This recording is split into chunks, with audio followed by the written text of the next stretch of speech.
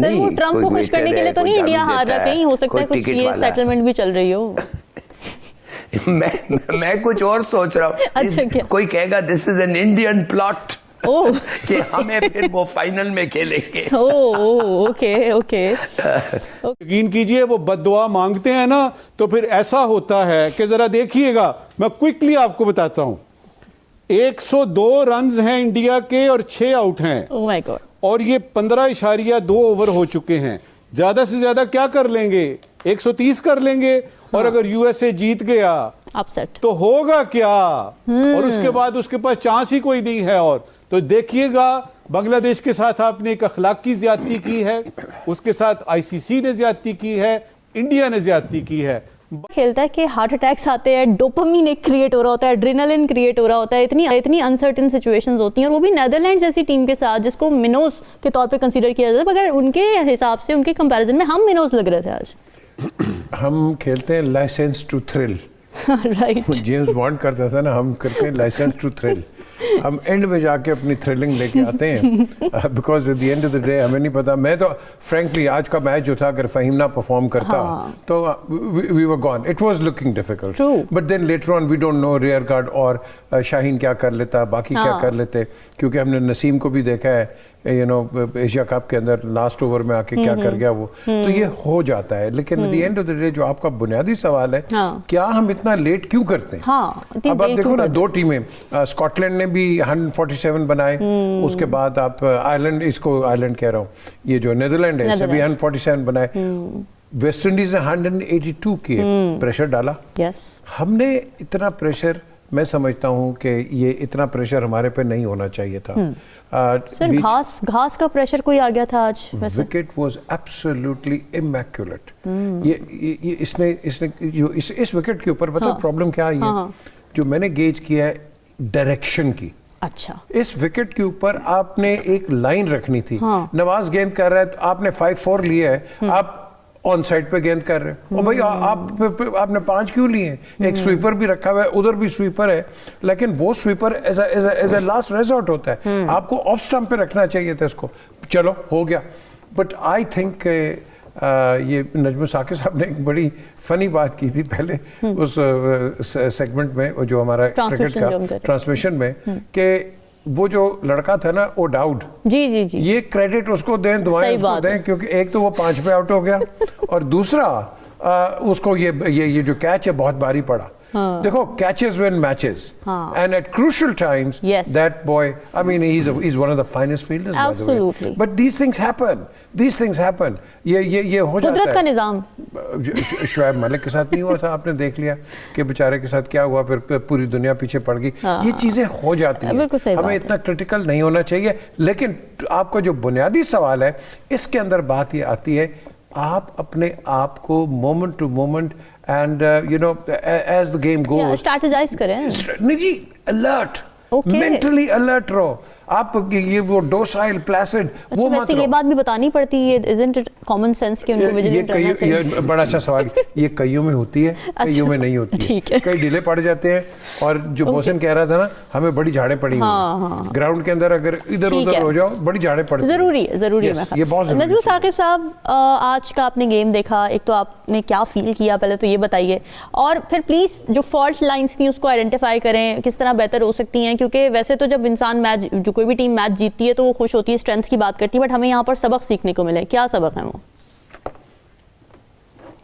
देखिए, आज आपकी फील्डिंग कमाल की थी, और ख़ासतौर पे वो कैच जो कि शाहीन शाह अफरीदी और बाबर ने जो कमाल किया, तो मेरा ये कहना है कि बाबर को खेलने दीजिए, उसके कैचेज ही उसके लिए काफ़ी हैं कि उसकी जगह बनी रहे। फरहान की वापसी होती है फॉर्म में, 47 रन वो करते हैं। सलमान जो हैं बहुत ही गलत शॉट खेलते हुए वो आउट हुए, उनको सीखना है।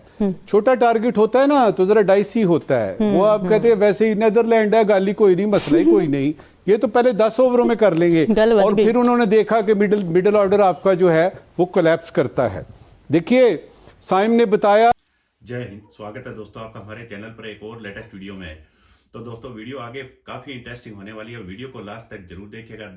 देखिए दोस्तों, किस तरह से जफर हिलाली जैसे लोग भी इस उम्मीद में थे कि ठीक पाकिस्तान की तरह ही आज भारत यूएसए से ये मैच हार जाएगा और किस तरह से आप देखिएगा ये लाइव टीवी पर बैठ के टीम इंडिया को ताने मार रहे थे कि ये कहीं डोनाल्ड ट्रंप को टैरिफ वाले मामले को लेकर खुश करने के लिए तो ये भारत मुकाबला नहीं हार रहा है।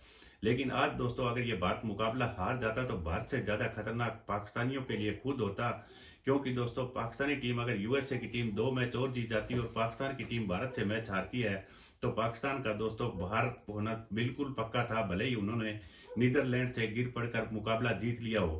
तो इन्होंने देखिए दोस्तों किस तरह से जफर हिलाली खुद और अपने 2-3 जो इनके साथ जो डिबेट में बैठे हुए लोग हैं वो किस तरह से अपनी पाकिस्तानी क्रिकेट को किस तरह से ट्रैक पर लाया जाए, किस तरह से उनकी परफॉर्मेंस सुधारी जाए, किस तरह से बाबर आजम को बताया जाए कि छक्के किस तरह से लगते हैं, उसको कौन से कोचिंग सेंटर में भेजा जाए, किस क्लब में उसका एडमिशन कराया जाए, इस तरह की कोई भी बातें नहीं कर रहा है। तो दोस्तों टीम इंडिया के जब शुरुआत में विकेट गिर रहे थे तब इनको ये उम्मीद नहीं थी कि भारत का एक भी बल्लेबाज अगर विकेट पर डटा होगा तो वह मैच भारत के पकड़ में होगा। तो दोस्तों हम आपके लिए पूरे T20 वर्ल्ड कप में हमारी ज्यादा से ज्यादा कोशिश यही रहेगी कि पाकिस्तानी मीडिया के मेन स्ट्रीम मीडिया की एक से एक लेटेस्ट वीडियो लेकर आते रहें। तो चलिए करते हैं वीडियो स्टार्ट। बात यह कि 11 बॉल्स पर इसने 29 रन किए हैं और जिस तरीके से किए हैं कम से कम मुझे जो पैल्पिटेशन शुरू हो गई थी मुझे उसने बचा लिया है।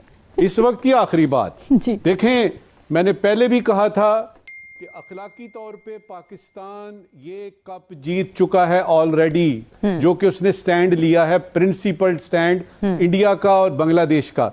दूसरी बात मैंने की थी कि बांग्लादेश में मैं रहा हुआ हूं, मैं वहां के लोगों को जानता हूं। यकीन कीजिए वो बद्दुआ मांगते हैं ना तो फिर ऐसा होता है कि जरा देखिएगा, मैं क्विकली आपको बताता हूं। 102 रन हैं इंडिया के और 6 आउट हैं। Oh my God. और ये 15.2 ओवर हो चुके हैं। ज्यादा से ज्यादा क्या कर लेंगे? 130 कर लेंगे। और अगर यूएसए जीत गया अपसेट तो होगा क्या? और उसके बाद उसके पास चांस ही कोई नहीं है। और तो देखिएगा, बांग्लादेश के साथ आपने एक अखलाकी ज्यादती की है, उसके साथ आईसीसी ने ज्यादती की है, इंडिया ने ज्यादती की है, बद्दुआएं लगनी शुरू हो गई हैं। और हमारे साथ क्या हुआ? हमारे साथ दुआएं लगी हैं उनकी कि अगर इस खोटे सिक्के फहीम अशरफ ने चलना था तो ये आज ही चलना था। और ये चीज एक बता दो अभी, ये जो नजमुल साकी साहब बात कर रहे हैं ना, ये देखना कल इंडिया कहेगा ये डोनाल्ड ट्रंप ने कराया सारा। हिलाली साहब नहीं, ये भी पीटीआई ने, ये पीटीआई करा रही है, सारा कुछ पीटीआई करा रही है, उस पर डाल दें, सारा कुछ डाल दें। हिलाली साहब, I really want to talk about Babar Azam with you. Babar Azam को 4th नंबर पे भेजते हैं, इस पे भी बड़ी बात हो रही है कि भाई 4th नंबर पे उनको ना भेजें, यही गलती कर रहे हैं। फिर 83 का स्ट्राइक रेट आता है उनका, जो कि अनएक्सेप्टेबल है T20 फॉर्मेट में। ये सवाल भी उठते हैं कि बाबर आजम को T20 फॉर्मेट में खेलना चाहिए या नहीं खेलना चाहिए। उनकी सिलेक्शन को आप कैसे देख रहे हैं? Babar Azam comes when he walks into bat, he is already +30. Yeah. इसके मतलब यह है कि उसकी फील्डिंग इतनी अच्छी है कि समझे वो 20-30 रन बचा के आया है. So he is already 30. So when he scores 20, he has scored 50. That's number one, the advantage of being a good fielder. वो तो पहले से ही आता है. अच्छा, दूसरी बात ये है कि मेरे ख्याल में कि हिंदुस्तान जो अमेरिका के साथ ये हिमाकत हो रही है उधर, जी, यू नो इट्स रिमार्केबल कि ये कैसे हो सकता है। अमेरिका माने कि वी डोंट नो कौन है अमेरिका, कोई वेटर है, हाँ सर वो ट्रम्प को खुश करने के लिए तो नहीं इंडिया हार रहा, कहीं हो सकता है कुछ ये सेटलमेंट भी चल रही हो। मैं कुछ और सोच रहा हूँ। अच्छा, क्या? कोई कहेगा this is an Indian plot कि हमें फिर वो फाइनल में खेलेंगे। ओके। सो मुझे एक चीज याद है कि ट्रेवर बेली जो था, एक क्रिकेटर था, ट्रेवर बेली जो था, एक दफे बैटिंग करने के आया, विक्ट्री वॉज बियॉन्ड रीच और 2.5 दिन रह गए थे और 7 विकेट्स वर डाउन और ट्रेवर बेली फेस कर रहा था। आप यकीन करें कि वो और नंबर 7 और 8 जो था वो 2-2.5 दिन विकेट पे रहे। वो हर चीज को ब्लॉक करते रहे। वेस्ट इंडीज में ये मैच हो रहा था। इट्स अ रिमार्केबल परफॉर्मेंस कि 24 आवर्स एट द क्रीज, उसको वो रन में बिल्कुल नहीं सोच रहा था। He was going for a draw and he achieved it. उस किस्म का कंसंट्रेशन, उस किस्म का स्किल, डिटर्मिनेशन हम लोग तो ये गिल्ली डंडा खेलने वाले हैं भाई, आते हैं एक हाइक मारते हैं, विंड विकेट के ऊपर से पहुंच गया, नहीं तो बल्ले गए वर्क पे, नहीं तो विकेट गया, बेल्स गए, no problem. I think we have to have more discipline. There is no excuse कि हम एक वीक साइड से इस किस्म की सिचुएशन में पहुंच गए that we are lose. Same with India. I can't believe it. Mir साहब, मिडिल ऑर्डर आज पाकिस्तान का, व्हाट हैपेंड टू इट? इतनी उम्मीदें थी, शादाब ने कितना अच्छा खेला ऑस्ट्रेलिया के खिलाफ. ये जो हिलाली साहब ने एक बात की है ना, बड़ी इंटरेस्टिंग है. देखें, हिलाली साहब स्कॉटलैंड हो, आयरलैंड हो, यूएसए हो, ये ग्लोरीफाइड क्लब क्रिकेटर्स हैं और ये वो शॉट्स खेल सकते हैं और खेलते हैं जो कि आपका इंटरनेशनल टेस्ट प्लेयर जो होता है और जो वनडे का प्लेयर होता है वो नहीं खेल सकता. क्यों?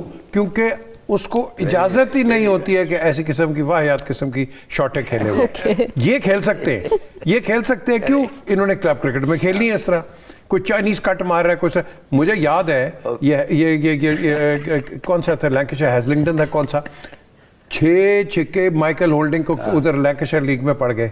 वो इधर से मार रहा है, उधर से मार रहा है. One of the fastest bowlers in the world. The question is कि वो लोग कर लेते हैं. ठीक है. तो वो जो छोटे होते हैं ना, ये कर सकते हैं. हमारे लड़के नहीं कर सकते. अब जो मिडिल, जो उनके 4-5 थे शुरू के, आप starting from Lyot, I mean the way Lyot started with Shaheen Afridi, it was outstanding. मैंने कहा यार ये क्या करेगा ये. बहरहाल ही वाज ऑफलाइन. तो उसके बाद उनके 4-5 आए, लेकिन मिडिल ऑर्डर में उनका भी कलैक्स हो गया क्योंकि हमारा मिस्ट्री बॉलर भी आ गया लड़का, यू नो, साइम अंदर आ गया. Saim did a wonderful job. इतनी देर से भेजा इन्होंने? नहीं, ये बड़ा अच्छा है, ये बड़ा अच्छा हो गया है. तो दोस्तों, उम्मीद करता हूँ आपको वीडियो काफ़ी अच्छी पसंद आई होगी. आपने देखा होगा किस तरह से जफर हिलाली जैसे लोग भी अपनी क्रिकेट को दोस्तों थोड़ी सी दुरुस्त करने के पर जोर नहीं दे रहे हैं. आज नीदरलैंड के साथ इन्होंने मुकाबला खेला था.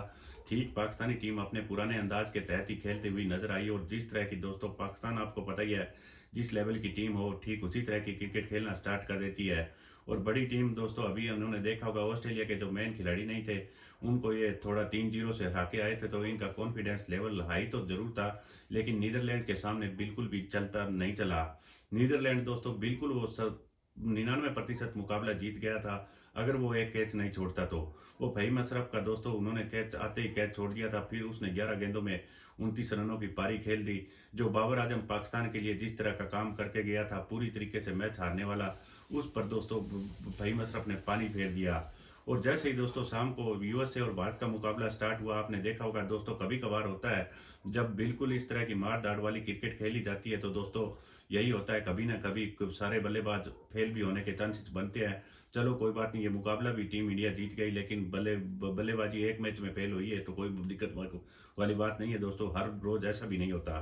तो अब दोस्तों पाकिस्तानियों को सबसे ज़्यादा इस बात से चौकस रहना चाहिए कि जो यूएसए ने जिस तरह का भारतीय टीम के सामने जो प्रदर्शन किया है वो क्या पाकिस्तान को बख्श पाएगी? आपको क्या लगता है? हमें कमेंट करके जरूर बताइए कि ये यूएसए की टीम पाकिस्तानी टीम को दोस्तों जो नीदरलैंड के साथ जिस तरह की उन्होंने परफॉर्मेंस दिखाई है, तो क्या ये यूएसए उनको दोस्तों छोड़ देगा? मुझे तो नहीं लगता दोस्तों. जिस तरह की यूएसए ने बॉलिंग और बैटिंग दोनों दिखाई है, पाकिस्तानी टीम एक बार फिर से ठीक 2024 वाले वर्ल्ड कप को दोहराने ही जा रही है. इस तरह का मुझे तो यही लग रहा है. आपको क्या लगता है? हमें कमेंट करके जरूर बताइएगा. और पाकिस्तानी मीडिया की हमारी दोस्तों यही कोशिश रहेगी ज़्यादा से ज़्यादा हर एक मेन स्ट्रीम मीडिया की इंटरेस्टिंग वीडियो लेकर आए.